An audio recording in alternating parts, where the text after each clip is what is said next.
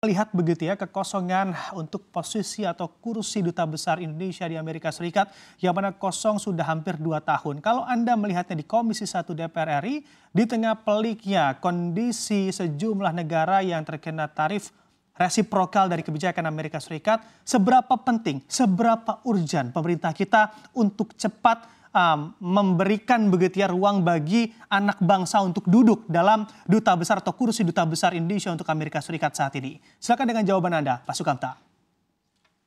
Baik, terima kasih Mas Bram. Posisi duta besar Republik Indonesia untuk Amerika ini memang sangat-sangat strategis sekali dan mestinya tidak boleh kosong terlalu lama ya. Amerika itu salah satu dari mitra dagang yang paling strategis, juga mitra investasi dan pertahanan. Saya kira salah satu yang terpenting bagi Indonesia. Nah, apalagi di dalam dinamika global yang hari ini sangat cepat berubah, kehadiran Dubes ini memang mutlak perlu dan untuk menjaga intensitas dan kualitas diplomasi bilateral. Memang benar delegasi perundingan itu dipimpin oleh Menko karena perundingan harus berjalan saat ini, tidak bisa menunggu terisinya posisi Dubes nanti terlalu terlambat. Nah, walaupun demikian, posisi Dubes juga tidak boleh dibiarkan terlalu lama kosong, ya, karena kita tidak tahu juga perundingan ini akan berjalan berapa lama.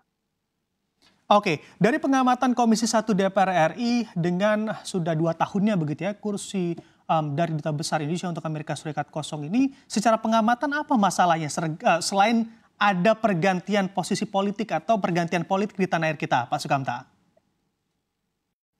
Ya, posisi Dubes ini sepenuhnya hak prerogatif Presiden ya. Jadi saat ini saya kira sepenuhnya itu menjadi kewenangan Pak Presiden. Nah, namun sampai saat ini memang di antara Komisi 1 DPR dengan pemerintah belum ada komunikasi soal Dubes ini. Nah, kami berharap memang pemerintah segera melakukan penunjukan calon Dubes, ya karena kemarin memang kekosongan ini kan akibat dari kebijakan dari pemerintah sebelumnya, di mana ketika Dubesnya ditarik menjadi menteri dan waktu itu Pak Presiden tidak segera memberikan ganti. Dan pergantian pas dilakukan pada momen pergantian Presiden. Nah, jadi sampai hari ini situasi kursi Dubes ini masih kosong. Ya, jadi kami berharap memang segera dilakukan penunjukan secepatnya demi kepentingan nasional, dan saya kira Komisi 1 juga akan terus siap melakukan uji kelayakan kapan saja Presiden mengajukan nama untuk calon Dubes. Oke, baik, kita lihat proses dan juga akan seperti apa nanti hasilnya, Pak Sukamta. Adakah perbedaan apabila saat ini kita memiliki Dubes Indonesia di Amerika Serikat dengan tidak atau kosong begitu ya posisi Dubes di sana? Adakah secara proses ini dan juga nanti hasilnya juga akan tidak berjalan maksimal menurut pandangan dari Komisi 1? Ya, Dubes ini memiliki akses tingkat tinggi dan kemampuan melakukan lobby politik yang saya kira tidak dimiliki oleh staf di bawah Dubes, apakah itu kuasa usaha ad interim atau staf yang lain. Di dalam konteks kebijakan tarif resiprokal yang kembali digaungkan di era Trump ini, peran diplomasi tingkat tinggi ini menjadi sangat krusial untuk melindungi kepentingan ekonomi nasional. Nah, Dubes ini juga berperan sebagai negosiator strategis di dalam menjembatani posisi pemerintah Indonesia dengan pengambil kebijakan di Washington DC. Jadi yang mengambil langkah-langkah harian day-to-day itu adalah Dubes, bukan menteri, karena nanti menteri datang ke sana tidak akan punya waktu yang terlalu lama. Jadi idealnya semua proses negosiasi sudah diinisiasi oleh Dubes, jalan disiapkan. Nah, nanti menteri datang, Pak Menko Eko ya datang, itu sudah dalam kondisi yang setengah matang atau hampir matang, bukan dalam kondisi yang harus masih buka-buka jalan, ya, dan posisi membuka jalan negosiasi di tingkat-tingkat yang lebih dini, lebih awal, itu idealnya dilakukan oleh pejabat setingkat dubes. Sebab dubes ini kan perwakilan pemerintah Indonesia yang tertinggi yang ada di luar negeri.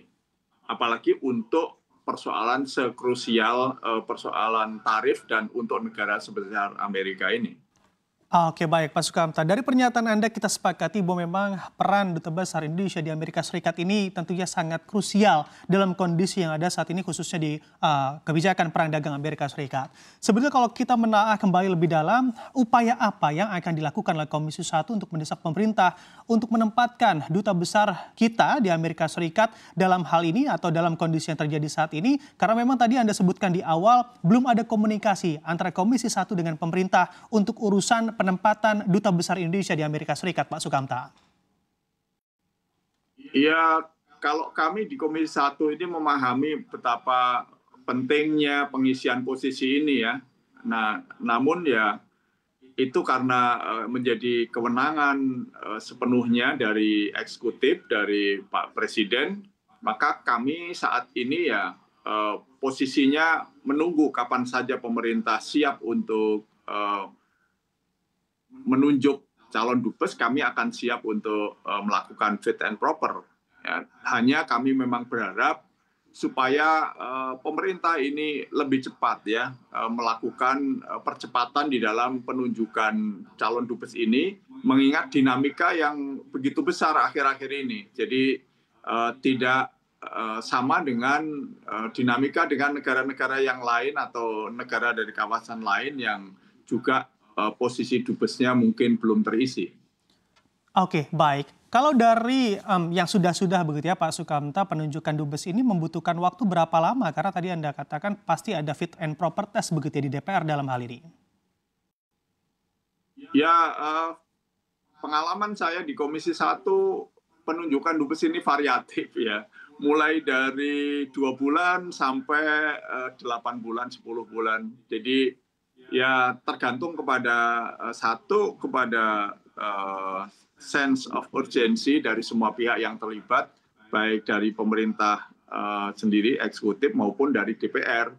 Ya kami berharap mudah-mudahan urusan-urusan ini khususnya yang terkait dengan Amerika ini bisa segera diselesaikan.